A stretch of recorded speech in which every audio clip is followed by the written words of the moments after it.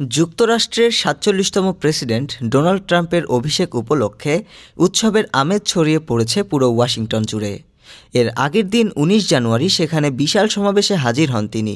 এই সময় সমাবেশে আয়োজিত এক কনসার্টে তিনি ডিস্কো ব্যান্ড ভিলেজ পিপলের সদস্যদের সঙ্গে গানের তালে তালে নাচতে শুরু করেন। ট্রাম্পের এই সমাবেশে টিকটকের সিইও শাও জি চিউ উপস্থিত ছিলেন। টিকটককে নিষেধাজ্ঞা থেকে রক্ষা করার জন্য নিজেকে কৃতিত্ব দেন ট্রাম্প। বিজয় সমাবেশে ট্রাম্পের সঙ্গে তার পরিবারের সদস্যরাও মঞ্চে যোগ দেন, যার মধ্যে ছিলেন ছেলে ডোনাল্ড ট্রাম্প জুনিয়র, এরিক এবং এরিকের স্ত্রী লারা ট্রাম্প।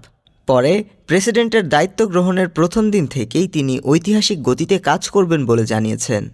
এছাড়াও দেশটিতে অভিবাসীদের অনুপ্রবেশ সূর্যাস্তের আগেই সম্পূর্ণ বন্ধ হয়ে যাবে বলেও বলেন তিনি বলেন, মেক্সিকো সীমান্তে জরুরি অবস্থা ঘোষণা, মাদক চক্রকে বিদেশি সন্ত্রাসী সংগঠন হিসেবে শ্রেণীভুক্ত করা সহ নেবেন অভিবাসন বিরোধী নানা নীতি পূর্ণবহালের উদ্যোগ।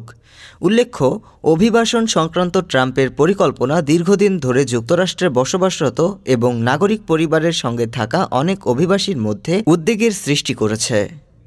ডেস্ক রিপোর্ট, আজ বার্তা, ঢাকা।